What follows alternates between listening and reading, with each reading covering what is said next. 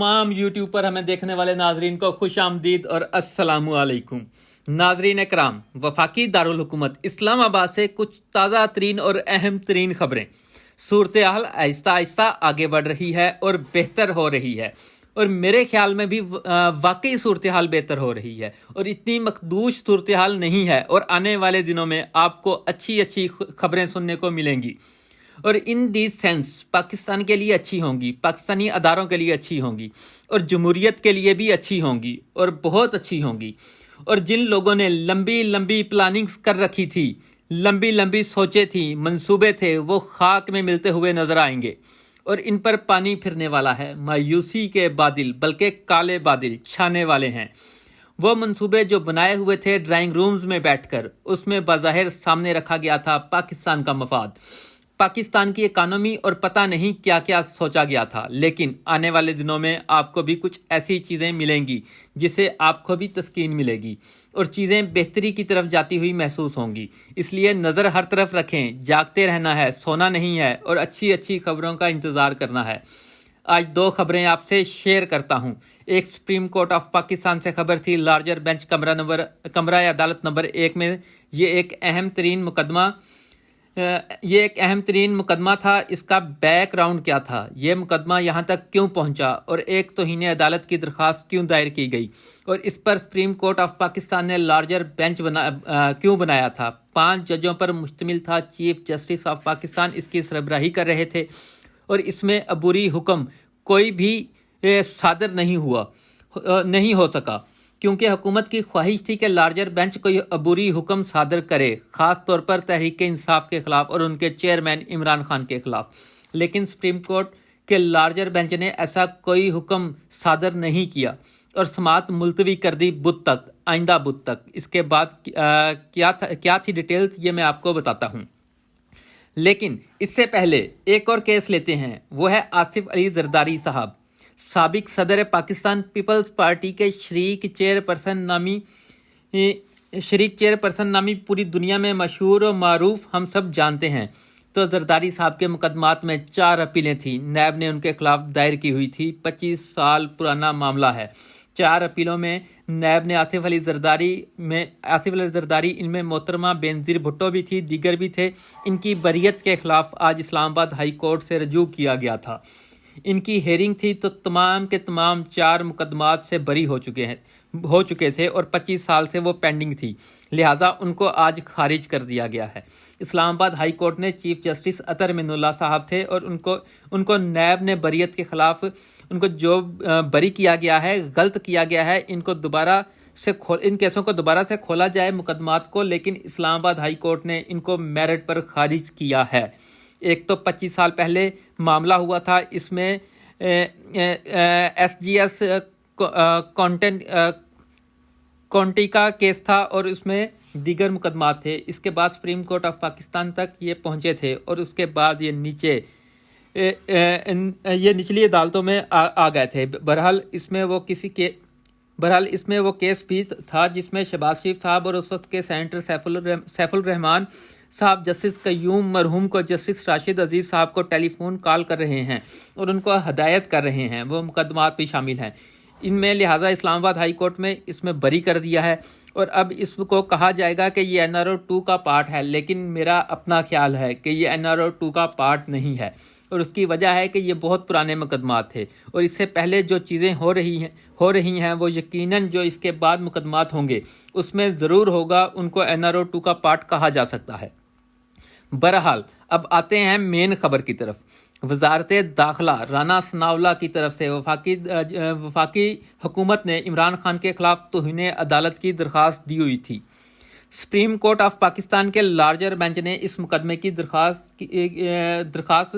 सुनी, और attorney general साहब इसमें पेश हुए, इश्तरो औसाफ साहब जिन्होंने इस्तीफ़ा दिया हुआ है, और उन्होंने कहा इमरान खान ने 25 मई की खिलाफ वर्जी की है।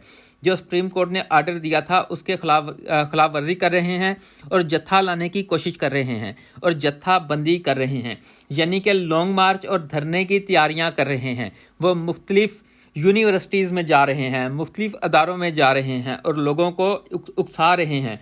اس لیے ان کو روکا جائے۔ اور یہ بنیادی بات میں بتا رہا ہوں، اور یہ بھی کہا کہ کیونکہ سپریم کورٹ کا حکم ہے کہ 25 مئی کا اس کی خلاف ورزی کر رہے ہیں اور اس کے خلاف توہین عدالت کی کارروائی شروع کی جائے۔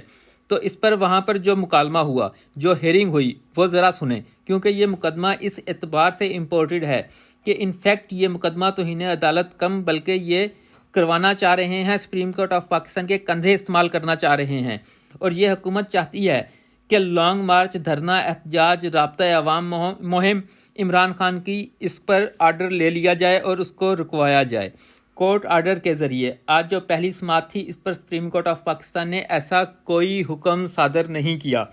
ڈیٹیلز میں آپ کو بتا دیتا ہوں۔ عدالتی حکم کے بعد قانون نافذ کرنے والے اداروں نے مظاہرین کو آنے دیا اور اٹارنی جنرل نے بتایا کہ ان کو آنے دیا تھا، تو اس کے بعد ریڈ زون میں بھی آ گئے تھے اور عدالتی حکم کی خلاف ورزی کی۔ لیکن chief justice of Pakistan Umar Ata Bandial نے کہا ہمیں تو لوگ نظر نہیں آئے، اس دن کوئی 200-300 لوگ آئے تھے اور وہ بھی مقامی لوگ تھے، اور عمران خان صاحب نے بھی جلسہ کر کے اسے ختم کر دیا تھا تقریر کر کے، اور ہمیں تو اس دن ایسے کوئی لوگ نظر نہیں آئے جو ریڈ زون میں گئے ہوں۔ اور پھر سپریم کورٹ آف پاکستان کی طرف سے یہ بھی کہا گیا کہ لارجر بینچ کی طرف سے وزارت داخلہ، آئی جی پولیس، آئی بی کی جو رپورٹ ہے، اٹارنی جنرل نے کہا وہ مجھے موصول نہیں ہوئی۔ تو چیف جسٹس صاحب نے کہا وہ ہم آپ کو دے دیتے ہیں، ہم فراہم کر دیتے ہیں، ہمارے پاس موجود ہے، آپ ان رپورٹس کا جائزہ لیں اور دیکھیں۔ اس کے بعد اٹارنی جنرل نے یہ بھی کہا کہ عبوری حکم آپ جاری کر دیں، تو چیف جسٹس صاحب نے کہا کہ کیا عبوری حکم ہم جاری کر سکتے ہیں؟ اور ابھی تک تو گراؤنڈ میں کچھ بھی ایسی چیز نظر نہیں آتی۔ تو اٹارنی جنرل نے کہا عمران خان اسلام آباد پر چڑھائی کو جہاد قرار دے رہے ہیں، اور 25 مئی کو جو واقعات پیش آئے اس حوالے سے رپورٹ بھی موجود ہیں۔ تو پھر چیف جسٹس آف پاکستان نے کہا کہ ہمارے سامنے جب کوئی ٹھوس چیز آئے گی تب ہم یقین کریں گے، مفروضوں کی بنیاد پر کسی قسم کا کوئی آرڈر پاس نہیں کیا جائے گا۔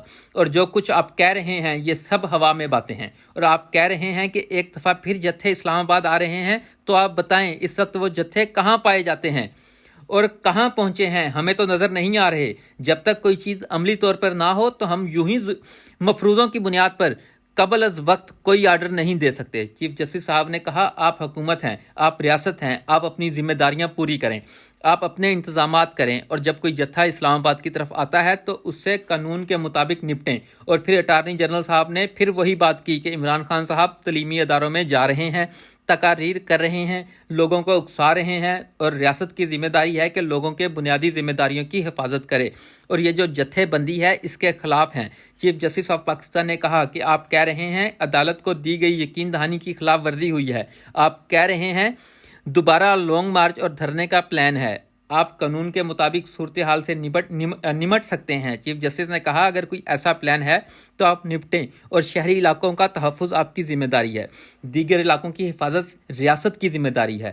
فی الحال تو تقاریر ہو رہی ہیں، عمران خان صاحب تقاریر کر رہے ہیں اور ان کا جمہوری حق ہے، اور وہ انہیں کرنے دیں ان کو۔ اور جہاں تک انہوں نے کہا کہ شہری علاقوں کو خطرہ ہے، کسی بھی قسم کا یا کسی بھی علاقے کو خطرہ ہے، تو حکومت جو چاہے وہ حکومتی جو ادارے ہیں وہ کس مرض کا علاج ہیں، ان کو ایکٹیو ہونا چاہیے، اپنا کام کرنا چاہیے۔ اور یہ جو کہہ رہے ہیں کہ 25 مئی کو توہین عدالت ہوئی ہے، تو چیف جسٹس صاحب نے کہا لانگ مارچ تو ختم ہو گیا تھا، اور اس دن جب لوگوں کو انہوں نے کہا کہ واپس چلے جائیں تو وہ لوگ واپس چلے گئے تھے، اور اس میں ایسی کوئی چیز نظر نہیں آئی۔ تو یہ تھا آج سپریم کورٹ کی سماعت، اور یہ چیف جسٹس کے ریمارکس تھے۔ تو انشاءاللہ اگلے ولاگ میں آپ کے ساتھ مزید اچھی خبریں شیئر کریں گے۔ اللہ حافظ۔